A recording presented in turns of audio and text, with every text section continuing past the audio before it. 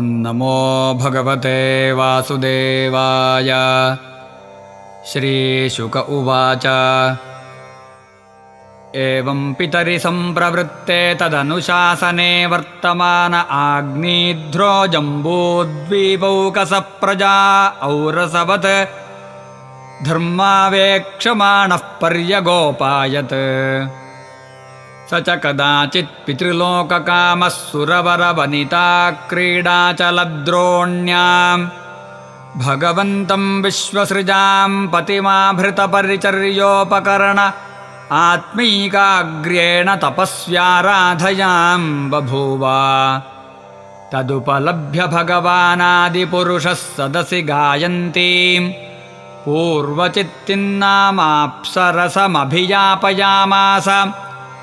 सा च तदाश्रमोपवनमतिरमणीयं विविधनिबिडविटपि विटपनिकरसंश्लिष्टपुरटलतारूढस्थलविहङ्गममिथुनैः प्रोच्यमानश्रुतिभिः प्रतिबोध्यमानसलिलकुक्कुटकारण्डवकलहंसादिभिर्विचित्रमुपकूजितामलजलाशयकमलाकरमुपबभ्राम।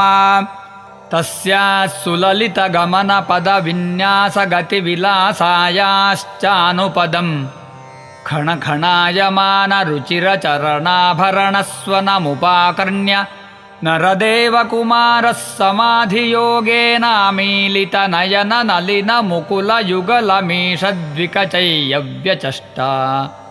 तामेवाविदूरे मधुकरीमिव सुमनस उपजिघ्रन्तीं दिविजमनुजमनोनयनाह्लाददुघैः गतिविहारव्रीडाविनयावलोकसुस्वराक्षरावयवैर्मनसि नृणां कुसुमायुधस्य विदधतीं विवरं निजमुखविगलितामृतासवसहासभाषणामोद मदान्धमधुकरनिकरोपरोधेन द्रुतपदविन्यासेन वल्गुस्पन्दनस्तनकलशकबरभाररशनां देवीं तदवलोकनेन विवृतावसरस्य भगवतो मकरध्वजस्य वशमुपनीतो जडवदिति होवाच। का त्वञ्चिकीर्षसि च किं मुनिवर्यशैले मायासि कापि भगवत्परदेवतायाः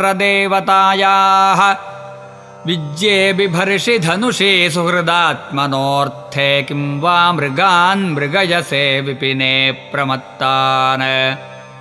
बाणाविमौ भगवतः शतपत्रपत्रौ शान्तावपुङ्खरुचिरावतितिग्मदन्तौ कस्मै युयुङ्क्षसि वने विचरन्न विद्मः क्षेमाय नो जडधियां तव विक्रमोऽस्तु। शिष्या इमे भगवतः परितः पठन्ति गायन्ति सामसरहस्यमजस्रमीशम् युष्मच्छिखा विलुलिताः सुमनोभिवृष्टेः सर्वे भजन्त्यषिगणा इव वेदशाखाः।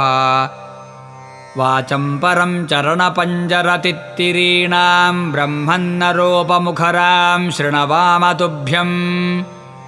लब्धा कदम्बरुचिरङ्कविटङ्कबिम्बे यस्यामलातपर्धि क्व च वल्कलन्ते।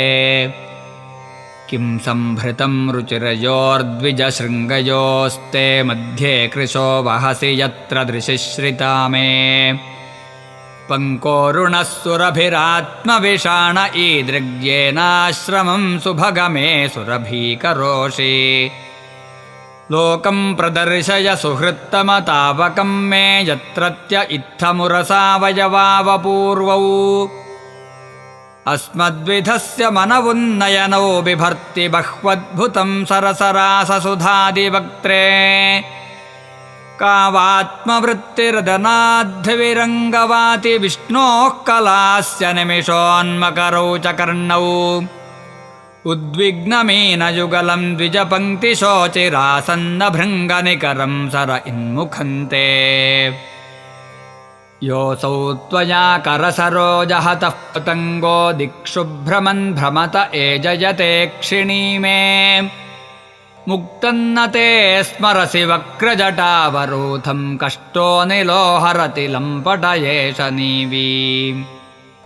रूपन्तपोधन तपश्चरतान् तपोघ्नं ह्येतत्तु केन तपसा भवतोपलब्धम् चर्तुं तपोर्हसि मया सह मित्रमह्यं किं वा प्रसीदति स वैभवभावनो मे न त्वान्त्यजामि दजितं द्विजदेवदत्तं यस्मिन्मनो दृगपि नो न वियाति लग्नम् माञ्चारुशृङ्ग्यर्हसि नेतुमनुव्रतन्ते चित्तं यतः प्रतिसरन्तु शिवाः सचिव्यः।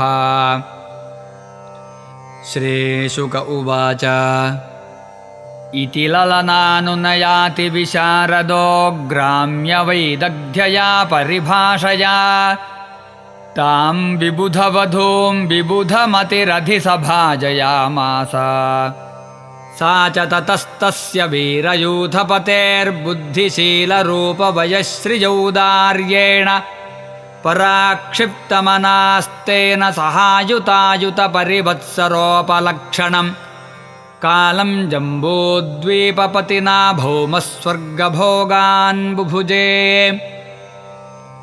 तस्यामुहवात्मजान् स राजवर आग्नीध्रो नाभिकिं पुरुष हरिवर्षेलावृतरम्यकहिरण्मय कुरु भद्राश्वकेतुमालसंज्ञान्नवपुत्रानजनयत् सासूत्वाथ सुतान्नवानुवत्सरं गृहयेवापहाय पूर्वचित्तिर्भूययेवाजन्देवमुपतस्थे आग्नेध्रसुतास्ते मातुरनुग्रहादौत्पत्तिकेनैव संहननबलोपेताः पित्रा विभक्ता आत्मतुल्यनामानि यथा भागं जम्बूद्वीपवर्षाणि बुभुजुः आग्नेध्रो राजा तृप्तः कामानामप्सरसमेवानुदिनमधिमन्यमानस्तस्याः सलोकतां श्रुतिभिरवावरुन्ध यत्र पितरो मादयन्ते सम्परेते पितरि नवभ्रातरो मेरुदुहित्रेर्मेरुदेवीं प्रतिरूपामुग्रदंष्ट्रीं लतां रम्यां श्यामां नारीं भद्रां देववीतिमिति संज्ञानबोधवहन्। इति श्रीमद्भागवते महापुराणे पारमहंस्यां संहितायां पञ्चमस्कन्धे आग्नेध्रवर्णनं नाम द्वितीयोऽध्यायः। सर्वत्र गोविन्दनाम संकीर्तनं गोविन्द गोविन्द।